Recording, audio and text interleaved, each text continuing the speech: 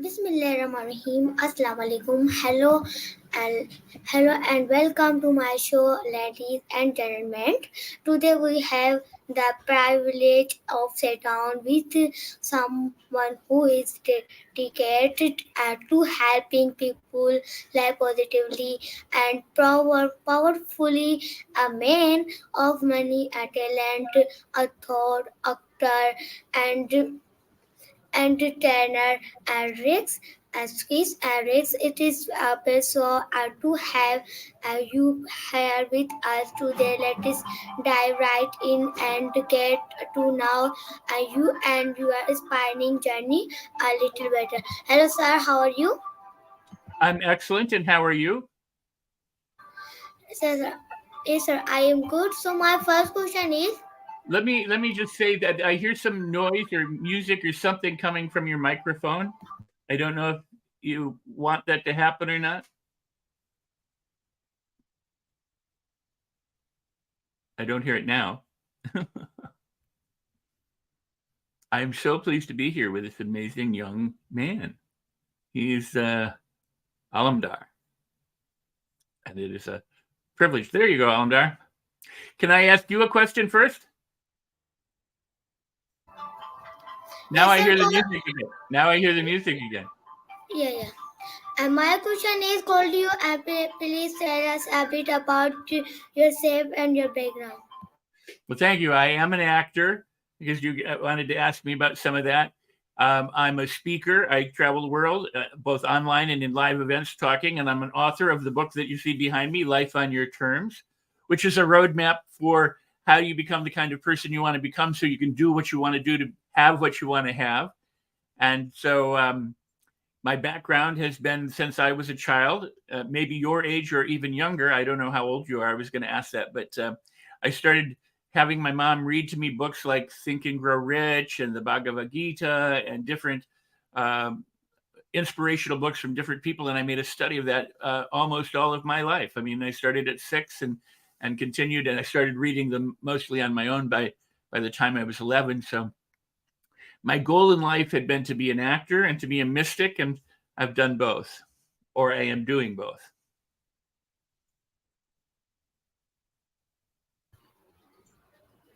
Okay, sir, great, wonderful. So, what inspired you to help people live positively and powerfully? Well, that's a great question, Amador. Um, I, when I was growing up and I wanted to be an actor, especially when I was a teenager and I wanted to act, I encountered a lot of difficulty and I wasn't getting the success that I wanted. I was successful and then things would happen.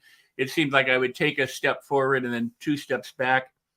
And I was very frustrated and very concerned because I would watch friends of mine around me, catapult to great success, and it wasn't happening for me.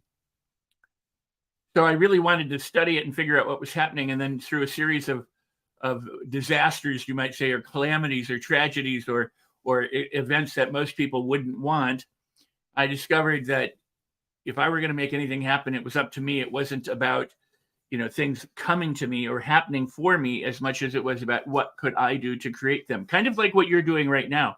And this is why I'm so happy to be on the show, is that you're taking charge of your future by acting right now in the present resourcefully.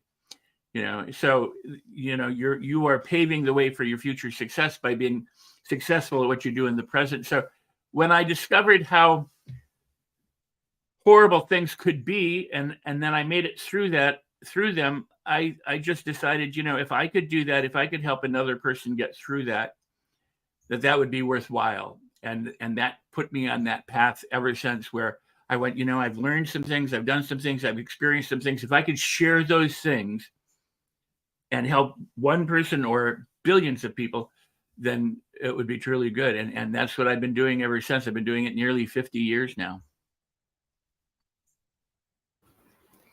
Wonderful, sir, great. Okay, how did you get started as an author?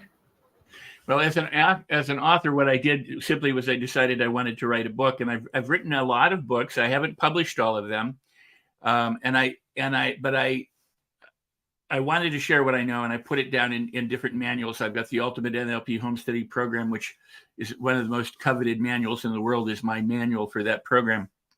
I wrote How to Get People to Do What You Want Without Begging, Pleading, Nagging, or Guilt Tripping, which is another book. Some of these are more difficult to find, or that you find them in my programs, and some other books, and Life on Your Terms. I just wanted to pour my heart out and make it simple, and make it a book that it was like me talking to you instead of you having to read something. But one thing that I did, which is kind of like what you're doing now, is I started a podcast back in around 2009. It was called Rex Sikes Movie Beat, and I discussed filmmaking with actors and celebrities, directors, producers, about what to do and what not to do in order to succeed. And around the same time, I created a daily blog called Rex Sikes' Daily Inspiration and Gratitude. And I've written that blog daily, every single day, without missing a single day since 2009. So that's like 12 years or whatever it's been, maybe more than that. Anyway, that really helped, because I forced myself to write. I forced myself to sit down and to do, that task, and get better at it, and get better at editing, because there was a time when, as an author, you don't want to edit yourself. I don't even know what to take out. And so I rely on other people. But by doing it every day, and by putting it out there, and making it available to people, I honed my own skills the same way you're honing your skills right now. So this is why I'm so happy to be on your show. Okay, sir. Great. Okay, can you share your experience as an actor? So as an actor, that's a great question. As an actor, the last movie that I did was a Western called Shooting Star. We completed it right before COVID at the end of 2019. And then, COVID hit in 2020, and now we're in an actor's strike. So, it's been an interesting journey as an actor. But the thing is that acting is here's the thing that people, whatever walk of life you're in, whatever you're doing, you may face what people call as rejection. You apply for a job and you don't get it, or you're not the right person, or you have the right qualifications, or you're not old enough, or you're too old, or whatever. Acting is a lot like that, because when people typically cast movies, they have an idea in mind of what the character should look like. And then they bring in all these people that match that. And then they sometimes will interview or audition people who don't. So you're either tall enough or short enough, or too good looking, or too poor looking, bad looking, or too fat, or too skinny, or too whatever it might be. So mostly you audition a lot and don't work. If you're lucky, you audition a lot and you don't work. What's important to understand is that as an actor, we always think that the working in the movie or the TV show or the play is the job of the actor, but it's not. The actual job of the actor is to audition to get the job. So learning how to audition and learning communication skills to be able to communicate most effectively with directors and producers, other cast members or actors, casting directors, the people who you might see first, and the writers, is really an important skill.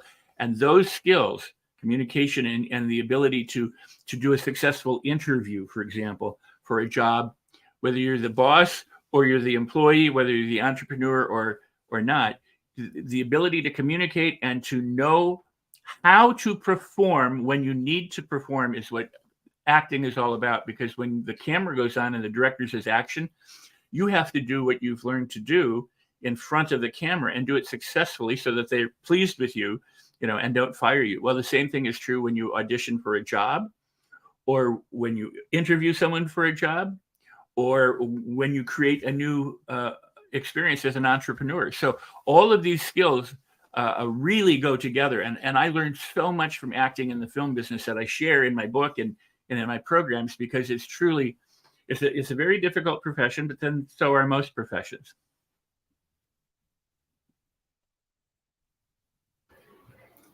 Wonderful, sir. Great. What was buying a trainer Intel in your line of work? Beautiful question. Let me go back to acting just for a moment, and I'll talk about the training. When you're acting, a lot of times actors get the idea that this is my big break. I'm going to be a star. They have one line in the movie, or they have a scene, or they're with the top star. They have some line. They think I'm going to be a star. Well, that may be true or not, but that's not the attitude to have. The attitude to have is I'm a team player, and my job is to make the team, the project, and everyone look good, not just myself. But as a trainer, that same thing is true. People talk about learning versus teaching. You really can't teach anyone anything, but you can draw out the ability of a person to help learn, and you can create experiences and provide a climate or an atmosphere where the person can learn more easily, where they're challenged and they're stretched to go outside of their comfort zones and do new things, and then make those new things, new behaviors and new habits. But you're not doing anything to them. They're doing it. So as a trainer, the most important thing to understand is you want the people you train to get better than you. You want them to go farther, and have a better career than you could have. Your job is to inspire and to help and to assist and to guide and to coach people in whatever it is that they learn, and then to succeed at that. So you have to understand that as a trainer, you're part of a team of people who you are working together to create something. It's not just about being the person in the front of the room. It's not about having a microphone and being egotistical. It's not about that. It's about drawing out the talent and the ability and the resources from the people who are there to learn.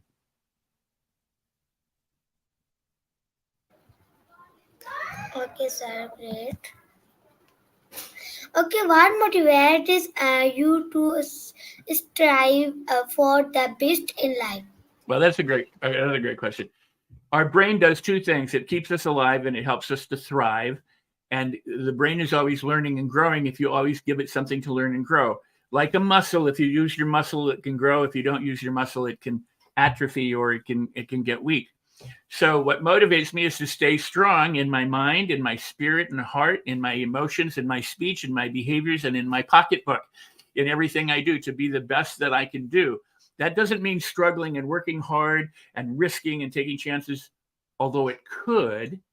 It doesn't have to be that way. In other words, transformation and change can happen instantly when you make a powerful decision and go, I am going to do this, and then developing the certainty in yourself that you actually will do it. A lot of people say, well, I'm going to do this, and they never get around to it. But when you make that powerful decision, Napoleon Hill and other thought leaders have said, the moment you make this powerful decision, it's like the universe conspires to help you bring it about.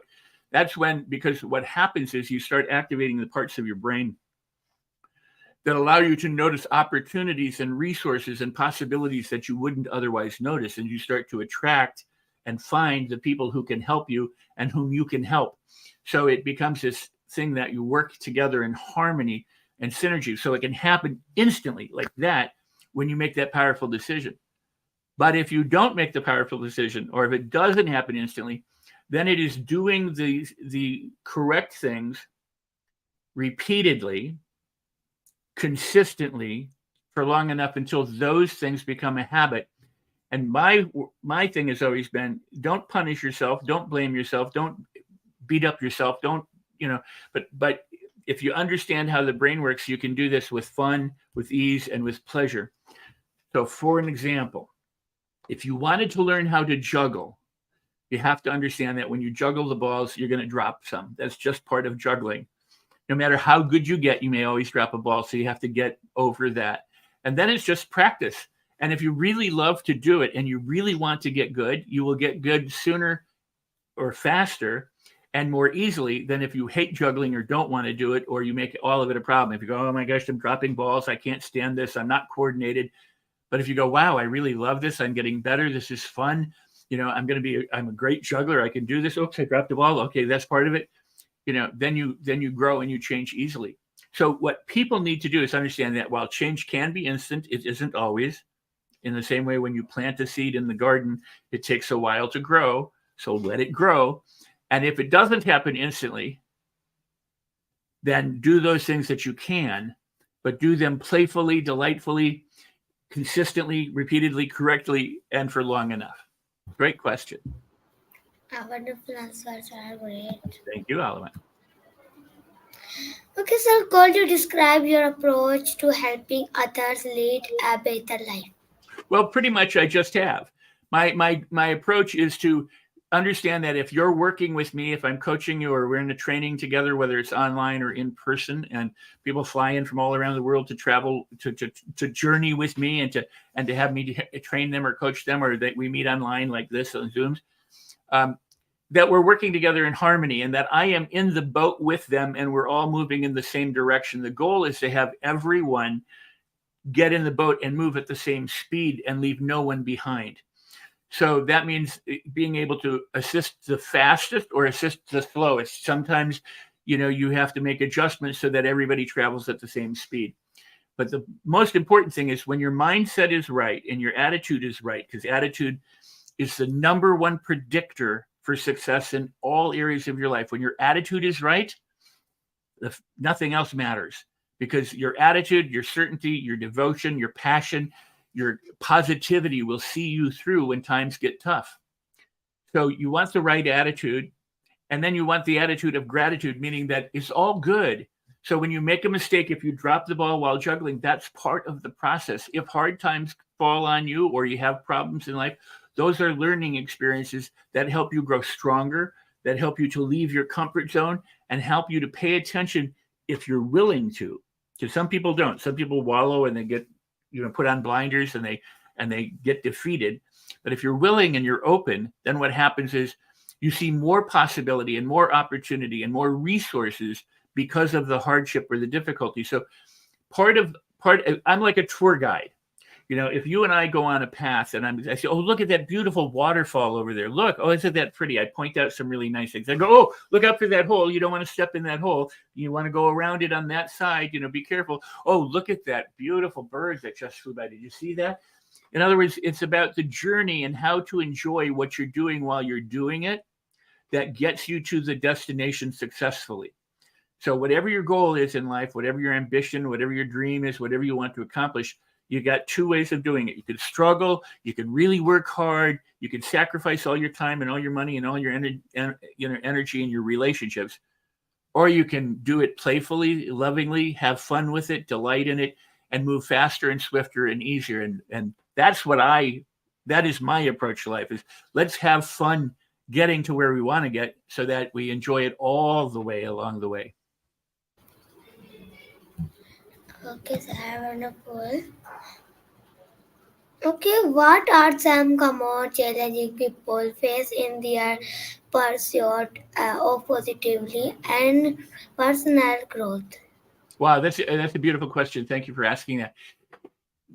For most people, the way we've grown up and the way we've been conditioned all around the world, there are hard times for everybody. And some people have disadvantages in terms of access to resources. Not everything is fair. Not everything is just. It is just sadly the way society is. But what happens is, because we grow up in a society, we oftentimes are educated to follow the rules, stay in line, don't go out, don't color outside the lines, essentially follow the rules, be a good worker, and do your job, be quiet, and don't do anything else. So when calamity happens, when tragedy happens, when hardship happens, when people lose their money or they lose a friend or a family member, to death or disease or something, when bad things, what appear to be bad things, happen to people, some people get defeated. They think, my gosh, everything is over, I'm done. And they start to blame themselves or the world or God or whatever. They start to make excuses for why things didn't happen. They complain and they whine and they spiral down into negativity, and they get defeated. The key is to understand that all failure are stepping stones to success. I use the example a lot, and I've been really lucky to do some of these interviews with some of your other schoolmates and stuff. And so I talk about the Wright brothers, who were the first people to create air travel in a plane, in an airplane back in 1912 is the first flight. Only lasted a few seconds, but all the while they were trying to fly, like juggling, they kept failing. It didn't work. Their own parents said, you're stupid. This is dumb. Nobody's ever going to fly. You're an idiot, right? But they didn't let any of that stop them. They kept trying. They kept experimenting. And that's the word that I like. Life is like you experiment. And you don't get the results you want. You don't throw all this stuff away and go, darn, I'm not going to experiment anymore. You try something different. You make an adjustment. So every time it didn't work for the Wright brothers, they adjusted. They tried something different. They tried something with the idea that we'll figure it out. We'll figure it out. We know that we can figure it out. We just don't know what to do yet. When they first flew is when they figured out how to fly. Before they flew, they didn't know how to fly. They were experimenting. Well, this is true with everything in life. Somebody says, I want to make money, but I don't know how. Well, nobody knows how until after they've made money. Then after they make money, they know what they did. They can improve on it. Like the Wright brothers, once they flew, they went, look, all these steps got us to where we are. Now we can improve it. If they had quit in any one of the steps, they wouldn't have been the first people to fly. That's for sure. And if you or I or anyone lets some circumstance or some event or some other person prevent them from moving forward, or they go, I'm done, I quit, I can't, life is too hard, I give up, then they've stopped. But if you keep going, what people run a marathon where they run for miles and miles and miles and miles. And it's like some are, 100-mile marathons or something like that. The goal of the marathon isn't to run your fastest and get there in 10 minutes. It's to just keep going. And what happens is say it's a 100-mile marathon. As long as you cross the finish line, you've succeeded. So if you just keep going, if it took you 1 day or 100 days, it wouldn't matter, because if your goal is to finish the marathon, time is irrelevant. You finish it when you finish it. If your goal were to finish it in a day and that were realistic and you could possibly do that, that's something else.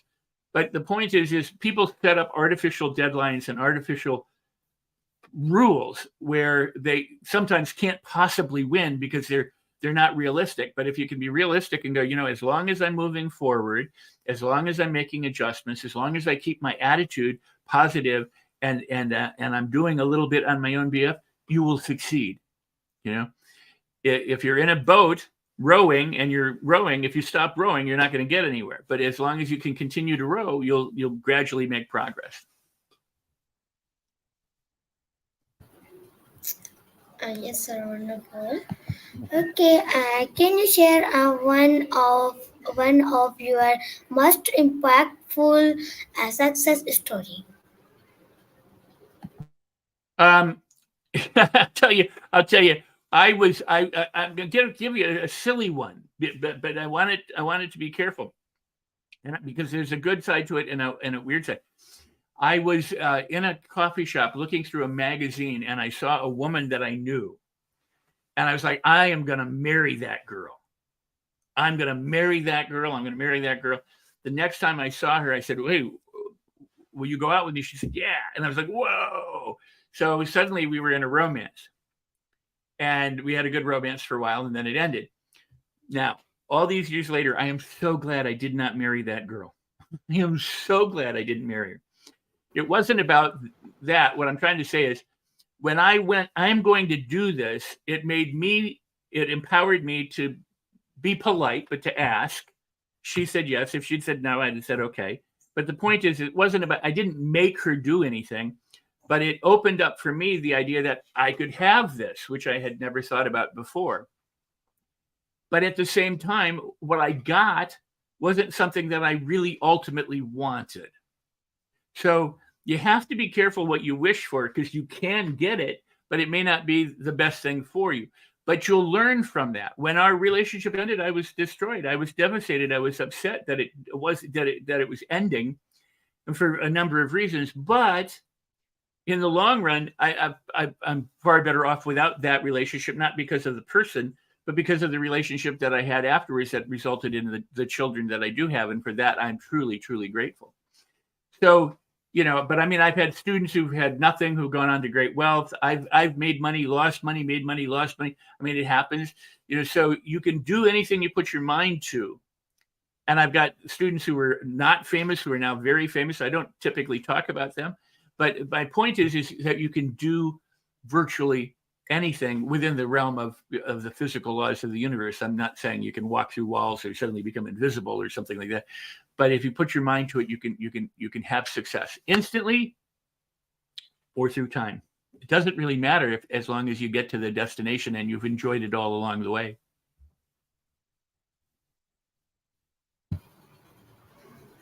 Okay, sir. Okay, are there any particular books or resources that have influenced your work? Oh, of course. Of course, when I was 6, I asked my mom to start reading Think and Grow Rich and The Laws of Success by Napoleon Hill. And I've read all of his works and I've studied his works almost every day of my life, given maybe a year and a half since then. I read the Bible, the Quran, the Torah, a lot of the Eastern books, mystic books, the Vedas, Hindu books, just about everything. There's lots of current day thought leaders like Robert Collier I liked, and Joseph Murphy I liked, and Neville Goddard are some of his books I like. And I feel like I stand on the shoulders of all these giants. Florence Scovel Shinn, I can never Shinn, and the work of Madame Blavatsky.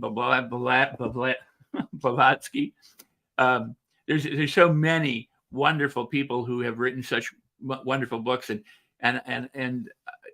I feel like it's all in my DNA, and that's why Life on Your Terms is kind of an embodiment of a lot of works of different people, but it's my voice. I mean, none of us ever create anything new. It's science today really doesn't discover anything new in terms of personal development or spiritual development. What they do is they verify what we've known for a long time, but didn't have the scientific terms to describe it. So science is finding out a lot of things like the power of our belief to make things happen, to heal ourselves, the idea of the placebo effect, that if your attitude is right, you can actually promote health and healing, and that's if your attitude is right in any area of your life, you can make good things happen.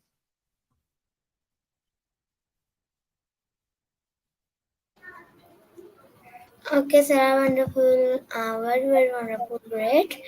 Okay, how do you stay motivated and maintain a positive mindset?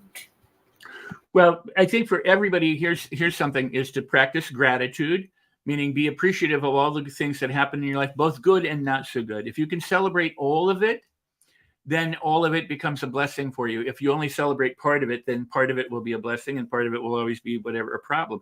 But if you look at your problem as opportunities and learning experiences and gifts for you, the nasty person who you don't like or who I don't like or who is a problem for us is a gift for us. That is a person who, not because of who they are or what they're doing, but because of how we react to it. If we understand it's not about them, but it's about my reaction, I can change my reaction. I don't have to change them. I can change my reaction to be more positive, more loving, more kind, more compassionate, more generous, more peaceful. I can let it go and not let it bother me. So whether it's a person, a circumstance, or an event in life, if you understand that your problem is a blessing and you treat it as a blessing and celebrate it, then all of life becomes a blessing. So gratitude in the morning and right before you go to bed, if you look back on your day and find all the wonderful things and you enjoy them, and because some people listen to the news before they go to bed, or they think back on all their problems, that's not the way to go to bed. Go to bed feeling your very best. Go to bed feeling love for yourself and love for the world. Feel compassion and generosity and peace and kindness and then fall asleep to that. And then your brain is working on all that good stuff so that when you wake up in the morning, you wake up from having all this wonderful stuff. So it's a process. And you can say affirmations if you want. You can say things like, I am wonderful. The universe is wonderful. Things always work out for me. Good comes to me, and, that kind of thing. You can do that. I have what I call directed questions. I've got the Attitude Activator. I got different programs that I have that are available for people if they're interested, that can assist them in that process. But the main thing is to do something a little bit every day at least. Meditation is beautiful. If you can meditate for 15 minutes, it's better than not meditating at all. If you can read inspirational material, if, for example, like my book, if you took my book and every day you read a page. If you can't read a page, read a paragraph, or if you can't read a paragraph, read one sentence, but do something that fills your mind with positivity and inspiration and goodness so that you set that in motion throughout your day. And then if anything goes wrong throughout the day, fall back on gratitude and what can I learn from this? And then make the adjustment and be grateful that you recognized it and you're moving forward. And what will happen is as you make that a habit for yourself, it will happen more automatically and reliably and more instantly.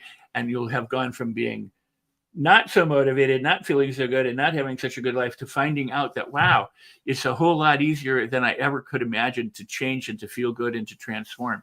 So all good things happen to those who are willing to allow good things happen, and we'll do a little bit each day to make good things happen. Okay, wonderful, Saran. Oh. Okay, how can people connect with you and access your goodness and expertise? Oh, that's a beautiful, beautiful question. Well, somewhere it has my name up here. I think somewhere it says rexsikes.com. I don't see it now, and then /book. If you're interested in my book, you can get it from Amazon or wherever books are sold, apparently all around the world. But my website is rexsikes.com. And if you go to my website, you can get a free newsletter. You just sign up for the newsletter, and I'll give you a free audio gift. It's a 22-minute MP3 that you can listen to on your computer or your phone or whatever you do. If you go to rexsikes.com /book, it will tell you how to get the book. And if you get the book from Amazon and you follow the instructions at that website, then what happens is I will give you a $500, $497 training on mastery, how you master your mindset, your emotions, your speech, your behaviors, and any talent or ability you want, absolutely free. It's a bonus that comes when you buy the book from Amazon. And it's automatic. In fact, a lot of people, when they buy the book, they get the training from me before they actually get the book from Amazon. But go to rexsikes.com. I've got programs and they can reach out to me there. I'm happy. I have online courses and programs that anyone can jump into right today. You can just start right now. We've got online communities as well. All of my programs come with me and my backup. I do both live and online stuff, but coaching. So, and they're all guaranteed. So, there's a guarantee. So people reach out, join me. And the most important thing is just to start doing something. If you do nothing, nothing changes. If you do something, everything can change. May not be all at once, but everything can change. So I always invite people to jump into a program and to do a deep dive and to study and to participate, because not only whether you do it alone or with other people or you join the communities online with me. And I've got people who have been my students for 40 years who are still communicating. We're still doing stuff. They're still helping each other. They're supportive. It's really beautiful. I mean, it really, truly is beautiful. So I invite anyone and everyone who would like to transform their lives and to get better at whatever it is that they want to do, come visit me at rexsikes.com. Okay, sir. So my last question is, what message or lesson would you like to leave with our audience? Oh, beautiful. Well, I would encourage them to go back and watch your show multiple times, and watch it again and again and again and again, because so much of what we've talked about is important in terms of understanding it and letting it, kind of rest inside your mind and your brain to find a home there, to develop the positivity and the certainty that if you think you can or you think you can't, is what Henry Ford said, you're correct. Whether you think you can or you think you can't, you're correct. Now, if you say I can and do nothing, that is possible, but unlikely, because if something is possible and you can do it, it's more likely that you will do it. But if you can say I can do it, so I will do it, and then actually go do it, now you are starting to do some incredible things for yourself. You go from I can to I will to I've done it. I did it. I made it happen. That is such a powerful thing. But the last message I would leave with you is the one that I will leave with everybody, and that is, if you consider something a problem, it's a problem. But if you consider something a blessing, it's a blessing. So you can transform all your problems to blessings. So the point is to celebrate everything. You have a four-legged friend back there, huh? Yes, sir. Thank you so much for sharing your available insight and experience with us today. It has been a pleasure learning from your journey and your dedication to helping others lead more positive and powerful life. To our audience, if you want to connect with Rex Sekin and access his audience and expertise, you can mention the ways to connect or follow him, such a social media profile on our website. We look forward to seeing more of your work and the positive impact it continue to have on people lives. Thank you once again for being with us. May I say something before we close? I think you do a marvelous job. You're wonderful, Almadar. Almadar. Almadar. Thank you.